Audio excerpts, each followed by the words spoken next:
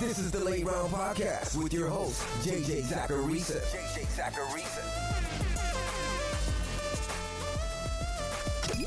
What's up, everyone? It's JJ Zacharisa, and in this episode 844 of the Late Round Fantasy Football Podcast, sponsored by FanDuel. What's up? Thanks for tuning in. Before getting to the mailbag questions this week, I want to send a reminder about the Late Round Fantasy Football newsletter. I've been sending emails out to subscribers all season long, mostly the 15 transactions column. But with the season getting closer to ending, things are going to be changing during the offseason. I often send email blasts about prospects, the kinds of things that I'm working on with my prospect models, and more. To get an idea, you can check out the newsletter archive on lateround.com, and while you're there, subscribe to the newsletter. It's totally free. The first question this week is from Twitter. It's from @Brandon_Warren. It says, if I need a quarterback in redraft, who do you think I should target as best value for the price in a trade? So I've got two answers for this one. The first is that I'm still buying Brock Purdy. I know the last time that we saw him, he only scored 10.5 fantasy points. But San Francisco just happened to score 3 of their touchdowns on the ground in that game against Seattle. It was also kind of a weird game script overall. When you look at playoff schedules, the 49ers do have a tough Week 16 against Baltimore. But their Week 15 and their Week 17, it's against Arizona and Washington. So maybe find a replacement for that Week 16 game. But leading up to that point in time, they get the Eagles this week. That's a good matchup for quarterbacks. And then it's Seattle again next week. Purdy's just a solid option. The schedule's still pretty favorable. So he makes sense coming off of a down game. Now the other quarterback that I want to bring up, Justin Fields. And it leads me to a question that I got on Patreon from Austin. He asked, hey JJ, how are you treating Justin Fields in Dynasty right now? Is he a sell or a hold? I have him and Deshaun Watson as my quarterbacks in a 1-quarterback league. So since I'm talking about Justin Fields here, I figured I'd answer that question too. I think Fields is a screaming buy candidate in redraft. And I don't like to throw this term around loosely, but Justin Fields is a potential league-winning buy in season-long leagues. And I say that from the perspective of ceiling, of course. And I also say that from the perspective of how he's being viewed right now, coming off of a bad game. Since returning from his injury, he's played 2 games. In those 2 games, Fields has run the ball 18 times and 12 times. He scored 21.2 and 10.6 points in those 2 contests. So he had 1 good performance and 1 bad one. Mobility at quarterback is very important in fantasy football. And let me just give you a very easy example as to why. From 2011 up until now, we've had 161 instances where a quarterback ran the ball more than 10 times in a game while throwing it 15 or more times. 15 pass attempts is not that many in a game at all. Fields has been at 23 and 37 pass attempts over his last 2 games, for example. Using that threshold was just remove any weirdness from the sample. So 161 instances where a quarterback ran the ball more than 10 times, essentially.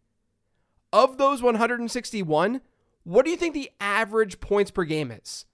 So since 2011, when a quarterback ran the ball more than 10 times in a game, how many fantasy points do you think that those quarterbacks scored on average? You ready for the answer? It's 23. Now take this with a grain of salt, for sure. In that sample, you have players like Jalen Hurts and Lamar Jackson. They're going to score a lot of fantasy points. But even if you want to just limit that sample to only Justin Fields, and games where Justin Fields has played where he hit those marks, you're looking at 23.5 points per game. Now, we can't guarantee that Fields is going to run the ball more than 10 times per contest moving forward. My point is that he is running the ball a lot. He's run the ball 30 times over his 2 games since his injury. And he's done it in half of his games this year. That's going to give him a really nice floor-ceiling combo. And then on top of that, the Bears have a really good Week 16 and 17 schedule. They get Arizona and Atlanta. Those are 2 teams that we shouldn't be scared of. So Fields could really come through big time this year for your fantasy teams. Now, as it relates to Dynasty, in a single quarterback league, like this question's asking, you're asking if he's a sell or a hold, right? You asked me if he's a sell or if Justin Fields is a hold. I think he's a buy. This is what I'm talking about when I said from the perspective of how he's being viewed right now. Notice how in that question, buy isn't even one of the options. It's to sell or to hold him. because people are worried about Justin Fields long term. He's got a questionable future in Chicago. In fact, JJ, sitting here right now, I think the Bears should probably move on. But chances are, Fields is going to be a starter somewhere next season. There's no doubt in my mind that he's a top 32 quarterback in the league. There are tons of teams who could use Justin Fields. It's just that Chicago's in a pretty unique position to get a more reliable passer. And the Bears could also just keep Justin Fields. I'm just saying that no matter the outcome here, Fields is very likely going to be a starter somewhere next year. In a single quarterback league, it's really not a big deal to buy into variance at that position. In Superflex leagues, I can understand the hesitation a little bit more, but I would expect him to probably have another couple of years as starter. And when he plays, we know that he's an effective fantasy quarterback. Now, I know that I'm zigging while others are zagging with this take, but that's also the point. This is a game about buying and selling versus expectation, and I think that Justin Fields, in a lot of formats, is a buy. This next question is from Twitter. It's from @Michael Rifkin. It says, is Aaron Rodgers worth a stash? So I guess I've got to talk about Aaron Rodgers. I would give it a less than 1% chance that we're actually talking about starting Aaron Rodgers in a meaningful fantasy football playoff matchup, like in your normal standard fantasy league. Because not only is it going to be hard for him to find the field, he's coming off of an Achilles injury. That's the number one reason why it's going to be hard for him to find the field. But on top of that, the Jets need to be competitive for him to play. Or at least that's the expectation. And New York not only is 4-7 right now, but if we assume Rodgers doesn't go until maybe like Christmas Eve, then they probably have to win at least 2 of the next 3, and they get Atlanta, Houston, and Miami. Now that's totally possible. That might happen. It's the NFL. But I would imagine that they're going to be underdogs in each of those games. Not only that, but in situations like this, you have to think about the information that you have when you make a decision. And that decision is whether or not you're going to actually play Aaron Rodgers in your starting lineup. Rodgers would be very tough to trust in his first game coming back. You'd have to see him perform well before you even remotely trust him in your fantasy lineup. If he does well, maybe you play him in the next matchup. The problem is, let's say that he comes back in week 16, which is a Christmas Eve matchup against the Commanders. Okay. You're not going to play him against the Commanders, though. It would be so insanely risky, even though the matchup is amazing. It would be so risky to play Aaron Rodgers in that spot. Well, the next week, championship week in most leagues, they get Cleveland. You're not going to want to start Aaron Rodgers coming off of this Achilles injury against the Browns, more than likely. The only way that I could maybe see this being a thing is if he comes back in week 15 against the Dolphins. You don't play him that week, though. Let's say he does okay, he looks fine, and then he gets Washington the next week. That's a really good matchup. But so many things have to go favorably in order for that to happen.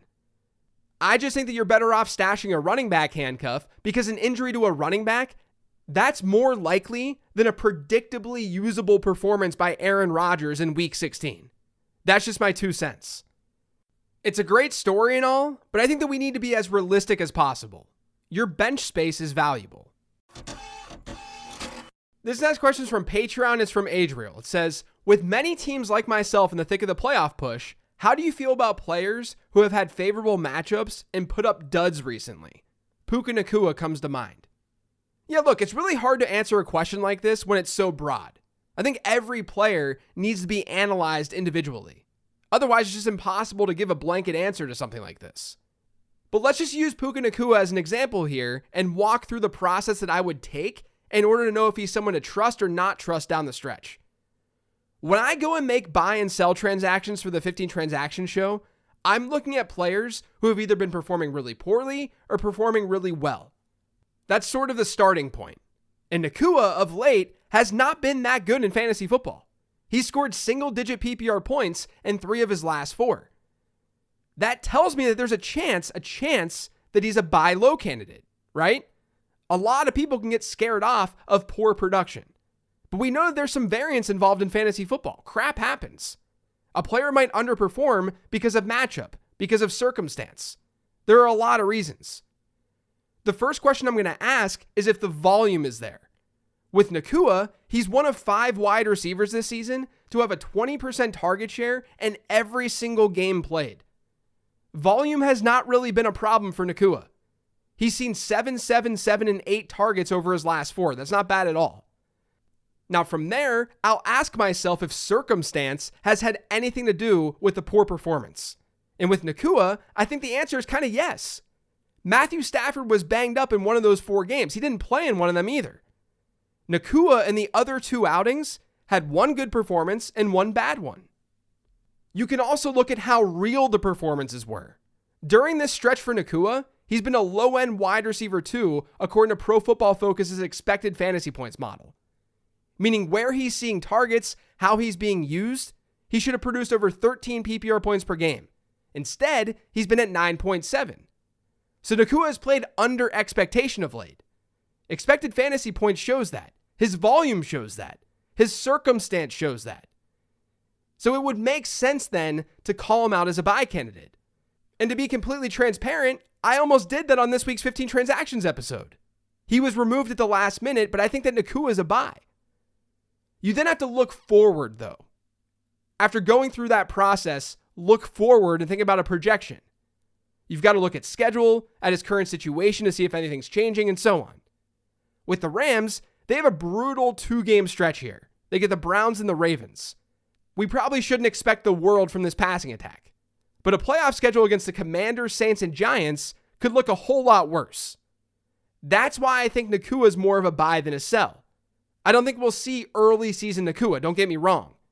But he's a talented player, and he's shown off a ceiling.